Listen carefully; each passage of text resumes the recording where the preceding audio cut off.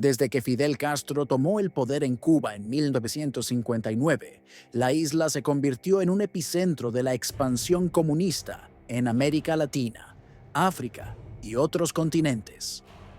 Pero esta expansión no fue simplemente política o ideológica, fue una ofensiva militar y paramilitar que trajo violencia, represión y sufrimiento a millones.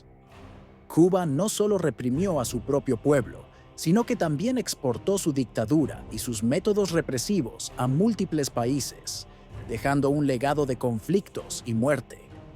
En América Latina, Cuba inició su política de exportación de la revolución, apoyando movimientos guerrilleros y dictaduras afines.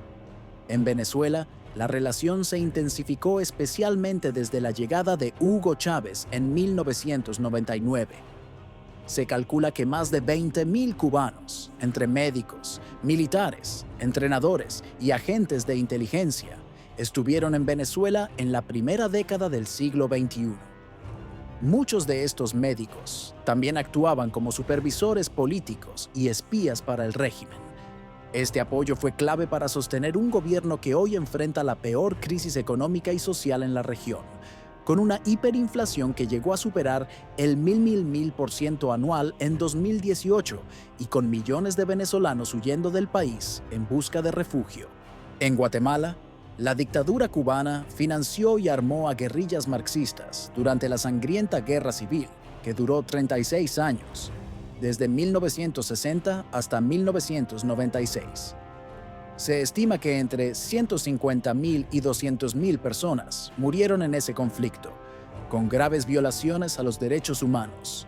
Los apoyos cubanos incluyeron entrenamiento militar y provisión de armas. Un hecho poco conocido es que algunos campamentos guerrilleros fueron establecidos con ayuda directa de agentes cubanos entrenados en tácticas de guerra irregular.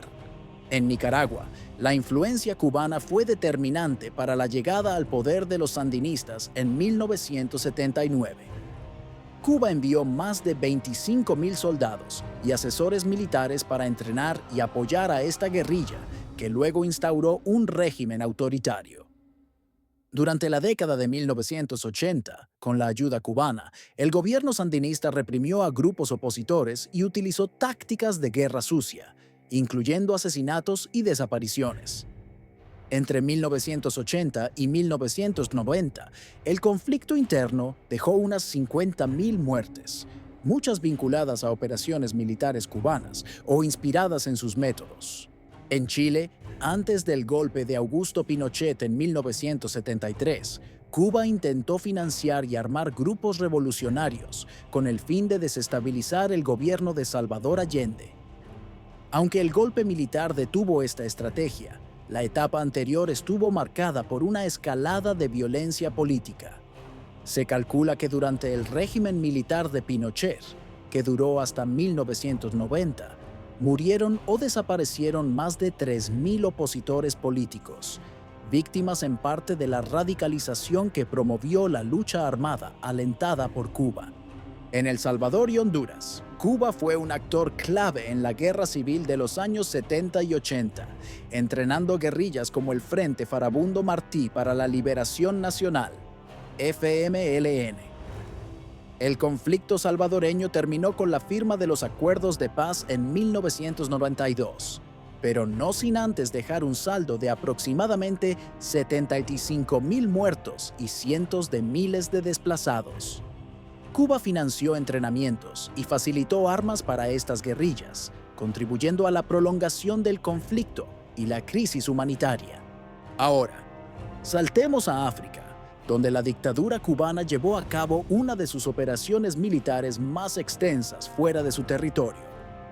En la República Democrática del Congo, Cuba intervino en 1965, enviando tropas y asesores para apoyar a grupos revolucionarios aliados. En esta misión, el Che Guevara fue una figura clave, liderando entrenamientos militares que buscaban expandir la revolución. Sin embargo, la campaña fracasó ante la resistencia local y la falta de apoyo internacional, y Cuba se retiró tras sufrir numerosas bajas. El caso más emblemático fue Angola, donde desde 1975 hasta 1991, Cuba envió aproximadamente 300.000 soldados para apoyar al Movimiento Popular para la Liberación de Angola, MPLA. Esta intervención fue fundamental para derrotar a la Unión Nacional para la Independencia Total de Angola, UNITA, que contaba con respaldo de Estados Unidos y Sudáfrica. La guerra civil angoleña causó la muerte de más de 500.000 personas y desplazó a millones. La magnitud de la intervención cubana fue tal que sus fuerzas militares en Angola superaban en número a muchos ejércitos africanos en ese momento, representando un enorme esfuerzo logístico y humano para la isla. Un dato impactante es que, en algunos años, Cuba destinó más de un 15% de su presupuesto nacional a financiar esta guerra en Angola, a pesar de sus propias dificultades económicas internas. En Etiopía, durante la guerra contra Somalia en los años 70, Cuba envió alrededor de 15.000 soldados para apoyar al régimen comunista de Mengistu Haile Mariam. Este conflicto dejó decenas de miles de muertos y causó una crisis humanitaria masiva, con hambrunas y desplazamientos forzados. La presencia militar cubana permitió a Mengistu mantener el poder durante más de una década, con un régimen que se caracterizó por la brutal represión interna. Mozambique y Guinea-Bissau fueron otros dos países africanos que recibieron apoyo militar cubano. En Mozambique, Cuba entrenó a las Fuerzas Armadas del Frente de Liberación de Mozambique, FRELIMO, sosteniendo un régimen autoritario que reprimió violentamente a la oposición. En Guinea-Bissau, la dictadura cubana estableció una red de inteligencia y entrenamiento que fortaleció un gobierno comunista envuelto en conflictos internos y acusaciones de violaciones a los derechos humanos. En Medio Oriente, aunque con menor escala, Cuba participó en operaciones de asesoría militar. Durante la Guerra del Yom Kippur, en 1973, envió asesores a Siria para apoyar a las fuerzas árabes contra Israel. También brindó ayuda médica y técnica a Vietnam del Norte durante la Guerra de Vietnam, un conflicto que dejó millones de muertos y devastó la región. Además, mantuvo relaciones estrechas con Corea del Norte, compartiendo inteligencia y apoyo político en un régimen aislado y represivo. En el Caribe y América Central, la dictadura cubana no perdió oportunidad para infiltrar y desestabilizar. En República Dominicana, durante los años 60 y 70, apoyó movimientos guerrilleros que intentaron derrocar gobiernos democráticos, causando inestabilidad política. En pequeñas islas como Granada, estableció bases militares y centros de espionaje, operaciones detectadas y denunciadas por Estados Unidos y vecinos, que las consideraban amenazas directas.